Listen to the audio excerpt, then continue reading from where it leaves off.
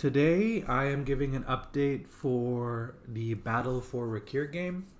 I just wanted to show something that I worked on, which is that I have added what I would call proper loading screens. And I'm going to try and show those off right now. Right after I enable the jump drive. 1 second as I try to find what the command is for that. If game set jump cooldown, okay. Game set jump cooldown,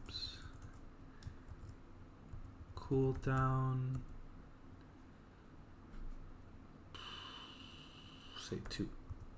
Okay. Oops. All right. So I have created some new loading screens. I'm rather proud of them because, loading screens are something most games have. And I thought, how can I use these loading screens to make the game seem more alive? And so what I thought would be a good idea is, since this game takes place in space, and you don't get to see much of what's happening on the planet Rakir, which is what the game is named after, Battle for Rakir. Rakir is the planet that you come from, that you're trying to save. I thought it would be cool if we could add a little bit of stuff about that planet. So what I did is I took the loading process when you switch scenes, which is you go from one level to the next, and I added a loading screen. And what I put on these loading screens is, first, the name of where you're going. So instead of just being called Sector 1, Sector 2, Sector 3, blah, blah, blah, I actually gave them a subname.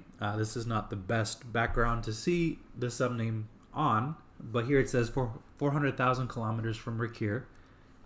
There's different backgrounds, as you're going to see shortly. And the other thing that I added was, the backgrounds themselves are supposed to be the planet Rakir, because this game takes place after that planet was basically barraged and hit with all kinds of weapons of mass destruction to really fuck it up. So what the backgrounds are, and they're random, as you're going to see, is there are all kinds of different pictures of destruction of a desert planet, because Rakir is a desert planet. And I thought that would be a cool way to kind of show that Rakir, Rakir is there. Rakir has been destroyed or, really badly damaged. And this is the planet that you come from. And then in addition to the background, which I thought it would be good to do that instead of just having a blank black background or something, or a static background, I also decided to add this stuff.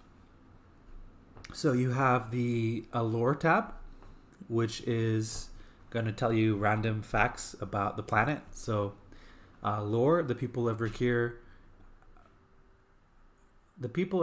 has lived, spelling mistake, I have to correct that, but there's a whole bunch of different lore things that I added. So for example, this one is, the people of Rakir have lived in a strict caste system for the last few hundred years. Cool. You learn more about your background and the planet. And then I also added this tips thing, which lets you know about game features that I may not have explained very well. There's a whole bunch of them too. They're selected randomly. This one says, kill tech and hex tech abilities have many requirements, but they are very powerful. That's a part of the game I haven't designed yet. But basically, there's going to be all sorts of not very complicated, but simple systems. And if you're playing the game for the first time, you may not know that they exist. So what I've done is I've added these tips to at least kind of make you aware of the fact that they're there and you should go investigate them. So let's click any key to continue. And boom, we are in the next level. But I would like to show you more of the loading screens because that's what this video is about. So we're going to go ahead and just go back and forth. So let's go ahead and see some different backgrounds. So we are again entering Sector 1, a Rakir Insurgency Center of Operations. So see, the subheadings actually make the areas seem a little bit more interesting because instead of just being Sector 1, now you have a name for it, it has an identity, I think that was cool. Very small change, but makes the world a little bit more rich. Here you see that the lore has changed to a different one. I wrote a whole bunch of them. This one says, an extinction order is a protocol to wipe a planet clean of all inhabitants so that it can be resettled by a more cooperative population. And the tip this time is, shield HP regenerates over time, but hull HP can only be repaired at a friendly station. So again, the purpose of this, the lore one, is to make the world seem more alive and rich, and to world build a bit. And the tips are just to let you understand the game mechanics, how things work, what's available that you may not have known about. I've seen things like this in other games, so I thought it would be good to have it. And yeah, that's pretty much the loading screen. I'm gonna maybe show a few more, and then we can be done with this. I'm gonna show one more. I'm just gonna fly over here.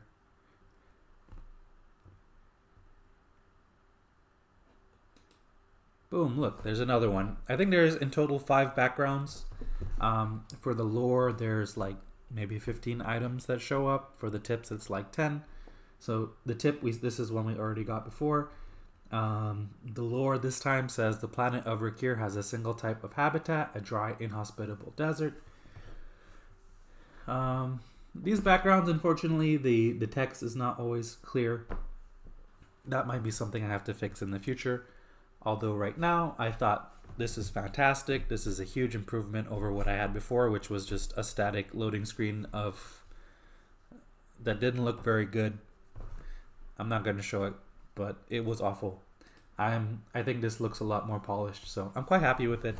I wanted to show this because I decided I should try and make a video for every cool feature that I add. And while this feature may not seem like much, I did put a lot of thought into it, and I thought it was quite cool. So see you next time. I'm going to be doing a video on all my side missions next, so that will be the next one.